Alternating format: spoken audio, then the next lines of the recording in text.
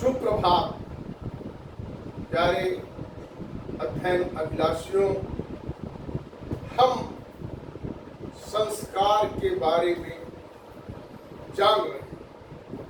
संस्कार क्या होता है, संस्कार कितने प्रकार के होते हैं, ये हम जान रहे हैं।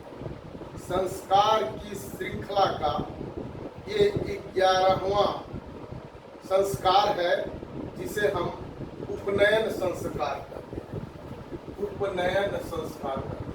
संस्कार की श्रृंखला का 11वां संस्कार उपनयन संस्कार।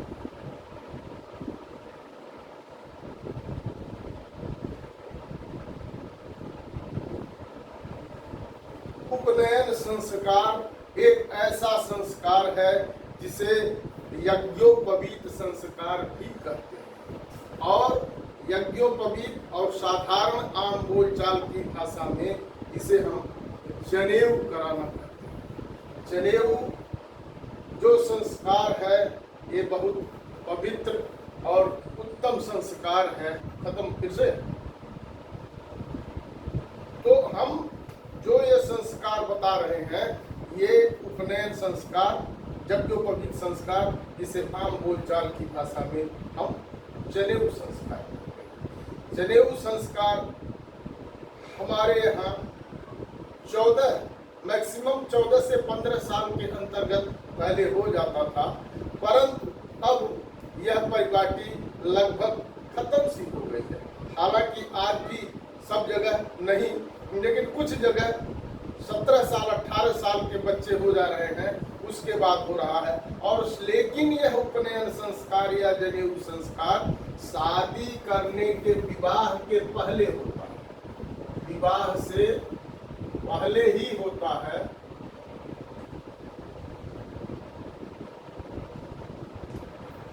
इसलिए जिसका उपनयन संस्कार या जनेऊ नहीं हुआ रहता है, वो शादी के दिन या शादी के मंडप में या शादी के एक दिन करने का रिवाज प्रचलित है। अब यह संस्कार बहुत धूमधाम से मनाया जाता है। भारत में जैसे संस्कारों में उपनयन और विवाह ये बहुत ही लगभग धूमधाम से मनाया जाता है। तो उपनयन संस्कार में हमारे उपनयन का मतलब होता है, जो जनेऊ होता है वो धागे से बना होता है। उसमें अनेक प्रकार की गांठ दी जाती है। ब्रह्म गांठ ब्राह्मणों को दिया जाता है, और इस तरह से जो जनेऊ है उस धागे को वह बालक जिसका जनेऊ होता है वो धारण करता है।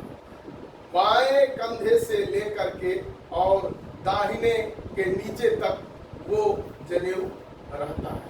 जनेऊ संस्कार में पंडित जी आते हैं उपनयन संस्कार के लिए, और तमाम प्रकार के उसमें पूजा पाठ और उसमें तमाम प्रकार की क्रियाओं का वर्णन होता है, कराते हैं। उसमें जातक का बाल छीला जाता है।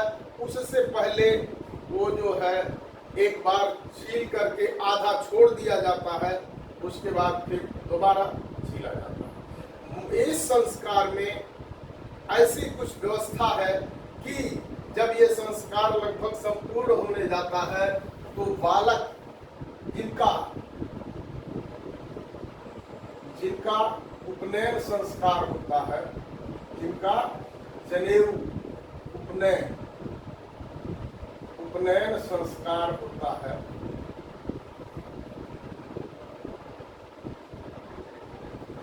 वो अपनी माता से भिक्षा मांगने जाते हैं और कहते हैं कि माँ भिक्षाम दे। इसलिए, और उस भिक्षा का मतलब ये होता है, माता उस बालक को भिक्षा देती है, और इसका जो उद्देश्य है वो ये है कि पहले जो इसके साथ साथ ही बालक गुरु जी के यहाँ पढ़ने भी जाता है, ऐसी इसकी विचारधारा है। तो जो भिक्षा मांगा जाता है उसका मतलब ये है कि गुरु परंपरा में जहाँ लोग शिक्षा देते थे वो प्रायः पाठशालाएं नहीं होती थी, वो अपने ही आश्रम में अपने ही जगह पर शिक्षा देते थे और उसके बदले में वो कोई फीस या कोई शुल्क या कोई चार्ज नहीं करते थे, बल्कि अपने पास से ही खिलाते थे और उनको रहने का स्थान देते थे और काफी दिन तक उनकी शिक्षा जब तक चलती है तब तक शिक्षा चलती रहती थी। इसीलिए वो जो भिक्षा मांगने का जो प्रचलन है वो गुरु को देने के लिए होता है। भिक्षा दे कहने के बाद भिक्षा ग्रहण करते हैं और यह रिवाज भी है कि वो फिर एक तख्ती और खड़ाऊं लेकर के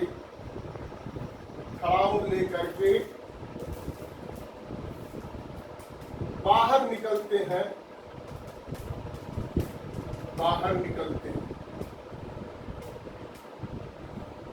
इसमें बाहर निकलने का अभिप्राय है कि अब ये जा रहे हैं और ये जो है विद्याध्ययन के लिए भी निकलेंगे, जिसके लिए वो जो है तख्ती लिए रहते हैं।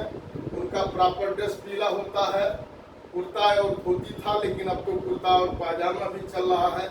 बाहर जाने के लिए वो जब चलते हैं तो उन्हें प्रथा है, उन्हें मनाने के लिए उनके जीजा या फूफा ऐसे ही मामा इस तरह से कोई जो है उन लोगों को उनको जा करके ये लोग उन्हें मना करके लाते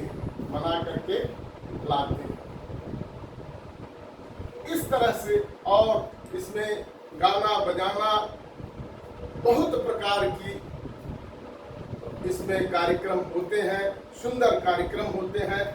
भिक्षा डाला जाता है, तमाम लोग भिक्षा डालते हैं, इसमें कपड़े वगैरह सारी चीजें डाली जाती हैं। इसके बाद ही जहाँ तक वेदारंभ अध्ययन करने के लिए वेदों का अध्ययन करने के लिए वो योग्य हो जाता है, उससे पहले वेदारंभ नहीं किया जाता है। तो इस तरह से हमारा ये उपनयन संस्कार, जिसे हम यज्ञोपवीत या जनेऊ कहते हैं, ये हमारा उपनयन संस्कार है। धन्यवाद। आप हमारा वीडियो देखते रहिए, सब्सक्राइब करिए, कमेंट करिए वीडियो हमारी कैसी लगती है।